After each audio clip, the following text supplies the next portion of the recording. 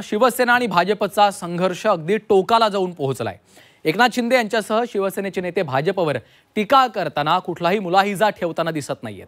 एकनाथ शिंदे यांनी अहंकाराची लंका जाळण्याची भाषा केल्यानंतर चौताळलेल्या गणेश नाईकांनी देखील शिवसेनेला थेट शिंगावरच घेतलेला आहे। भाजपनं सोबत घेतलेला आहे, पण कुणी शिवसेनेचा बाप होण्याचा प्रयत्न करू नका असा इशाराच त्यांनी दिलेला आहे।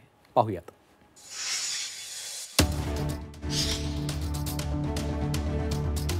रावणाची लंका जळून खाक झाली अहंकारामुळे, आणि तुम्हाला 2 तारखेला तेच काम करायचं आहे।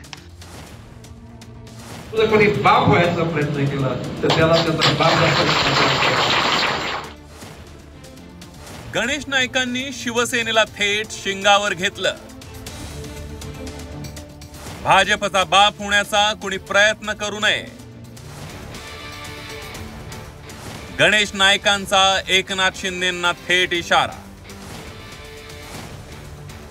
नगर परिषद निवडणुकीच्या प्रचारात भाजप आणि शिवसेनेच्या नेत्यांमधील वाकयुद्ध शिगेला पोहोचलंय।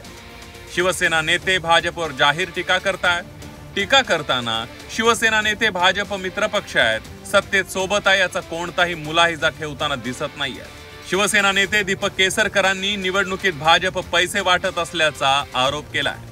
लोकशाहीची हत्या करण्यासारखं आहे। कशा प्रकारे शेवटी तुम्ही पैसे वाटता त्याला काहीतरी मर्यादा असली पाहिजे, आणि ह्या मर्यादांचं सर्वसाधारणपणे उल्लेखन केलं।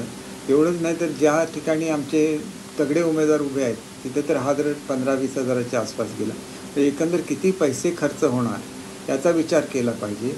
आणि अशा पैसे वाटपापासून जर लोकशाहीचं रक्षण कसं करायचं याच्यासाठी पैसे स्वीकारलेल्या लोकांनी सुद्धा मला वाटतं की त्यांनी विचार करावा। शिवसेना नेत्यांच्या टीकेला धार आलेली असताना आता भाजपचे नेतेही स्वस्थ बसलेले नाहीयेत। नवी मुंबईतील भाजप नेते आणि वनमंत्री गणेश नाईक यांनी थेट शिवसेनेला आव्हान दिलंय। मित्र म्हणून प्रवासात सोबत घेऊ, अडचण झाली तर सहन करू, पण कुणी भाजपचा बाप होऊ नये असा सल्ला गणेश नाईकांनी दिलाय। पालघरमधल्या 4च्या 4 नगरपालिका भाजपच्या येणार, बदलापूर पण भाजपचे येणार ना, अंबरनाथ पण भाजपचे येणार। आता तुम्ही आता राहिलं शिल्लक काय, सगळंच भाजपचं येणार। कोणी जर आम्हाला जर प्रेमानं समजून सांगितलं तर आम्ही त्या प्रवासामध्ये बरोबर बसताना म्हणजे गाडीमध्ये अडचण झाली तरी आम्ही अडचण सहन करू, परंतु जर कोणी बाप व्हायचा प्रयत्न केला तर त्याला त्याचा बाप।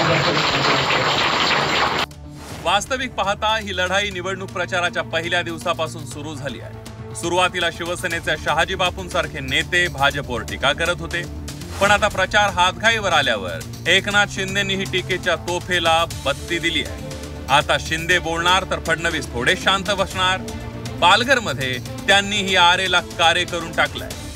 डहाणूमध्ये आपण सगळेजण एकत्र आलेला आहात, एका अधिकारशाहीच्या विरोधामध्ये एकत्र आलेला आहात, अहंकाराच्या विरोधामध्ये एकत्र आलेला आहात। अहंकार तर रावणासारखा अहंकार होता, रावणाची लंका जळून खाक झाली अहंकारामुळे, आणि तुम्हाला 2 तारखेला तेच काम करायचं आहे, तेच काम करायचं आहे। कोणी काही म्हटलं तरी चिंता करू नका। कोणी हे म्हणालं असेल की तुमची लंका जाळून टाकतो वगैरे, आपण लंकेत राहतच नाही, आपण तर रामाचे अनुयायी आहोत, रावणाचे आहोत का? बस, आणि तू तो भरतच आहे, रामाचा छोटा भाऊ।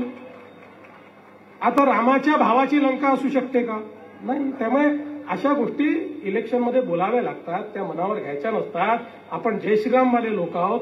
प्रभू श्रीरामांना मानणारा पक्ष आणि पक्षाचा उमेदवार भरत। निवडणुकीत एकमेकांना पाहण्यात पाहणारे नेते मंत्रालयात एकाच दालनामध्ये कॅबिनेट बैठकीला बसतात। प्रचारात आलेला कडवटपणा 3 डिसेंबरच्या निवडणूक निकालानंतर लगेचच निघून जाईल का, याबाबत साशंकता व्यक्त केली जाते।